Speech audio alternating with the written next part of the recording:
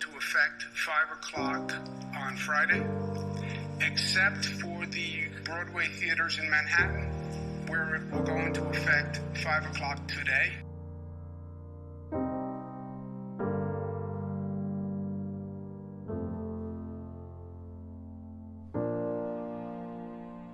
That was kind of like running full force into a brick wall, is what that felt like.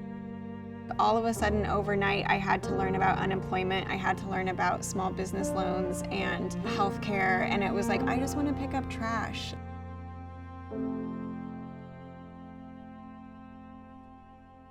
How I think about waste is different than most people who think of the trash bag or two they bring down to the curb every week. I'm thinking of hundreds of thousands of tons. For every pound we throw away as an individual, a business created 40 pounds of waste, and we're not tracking it, and we don't know what's in it or where it's going, and that to me was like unacceptable. At Fabscrap, we work with the fashion, interior, and entertainment industries in the city to collect excess and unwanted materials and resell or redistribute or recycle them so that they don't go to landfill. Our goal is really to reuse as much as possible. I grew up in New Mexico.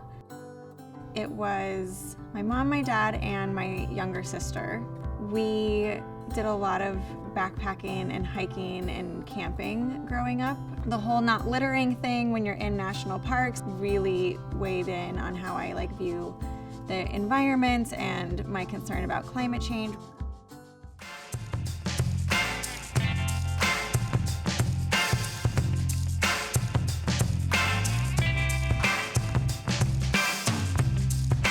I interned for the Department of Sanitation and then was hired there on the Refashion NYC program that was just launching.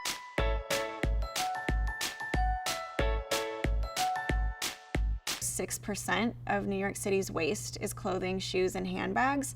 And the thought is that if it's more convenient to donate or recycle those things, that maybe we can reduce the percentage of them in the waste stream. Fashion brands started to ask if their excess materials were eligible for the Refashion program. I was very intimidated by fashion. You know, at Sanitation, fashion is not top of the agenda.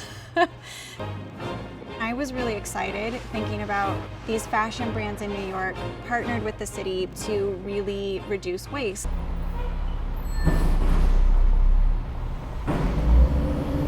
When about 30 brands had reached out asking, what can I do with all this excess material, it was really heartbreaking to have to say, I don't know where to send you.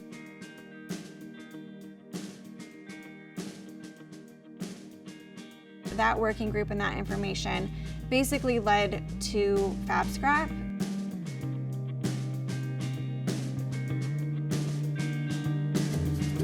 My name's Jessica. I'm kind of a trash nerd. So how exactly does Fabscrap work? Businesses that sign up receive Fabscrap bags. They fill the bags with textiles. Then you just call or email me for pickup, and that's it. A one-time pickup would be $450 for up to 10 bags.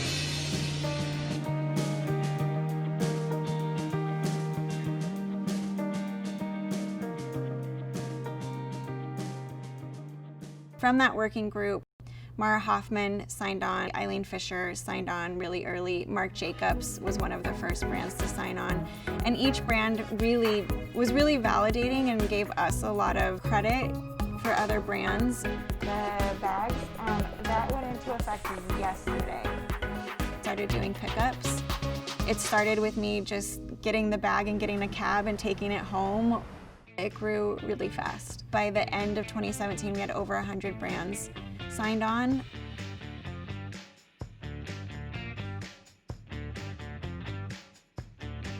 We aim to give away as much fabric as we sell, so we give away fabric to organizations, teachers, other nonprofits.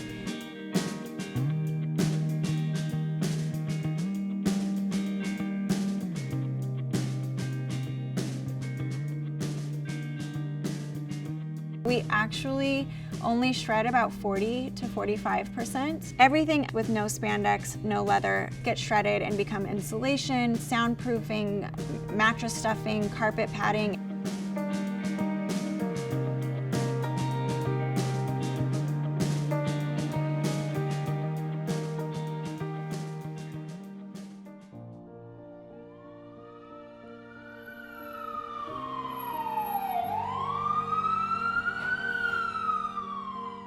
I don't think I will ever forget how that felt. I was very aware of first the team.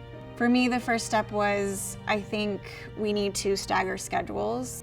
Then it quickly became apparent that New York was just closing. So we moved everyone to completely work from home basically within a week.